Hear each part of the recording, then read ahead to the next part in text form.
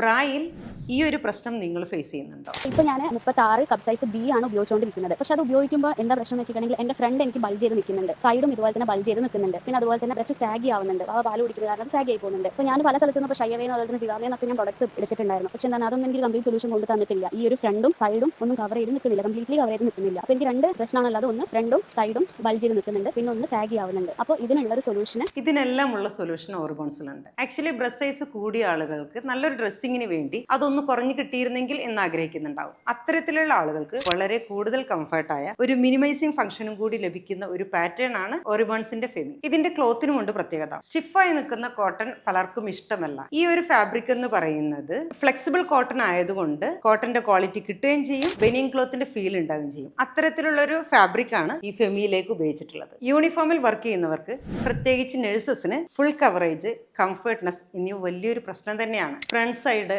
ഷോളോ മറ്റോ ഉപയോഗിച്ച് കവർ ചെയ്യാൻ പറ്റാത്ത സാഹചര്യങ്ങളിൽ അവർക്ക് ഏറ്റവും കൂടുതൽ കംഫർട്ട് ആയിട്ടുള്ള ഒരു പാറ്റേൺ ആണ് ഫെമി എന്ന് പറയുന്നത്. സൈഡ് കവറേജും ബാക്കും എല്ലാം നല്ല ഫിനിഷിങ്ങിൽ കിട്ടുന്ന ഒരു പാറ്റേൺ ആണ് ഓറിബോൺസിന്റെ ഫെമി ബ്ര. നമ്മളെ പ്രോഡക്റ്റ് എന്തായാലും അടിപൊളിയാണ് കേട്ടാ.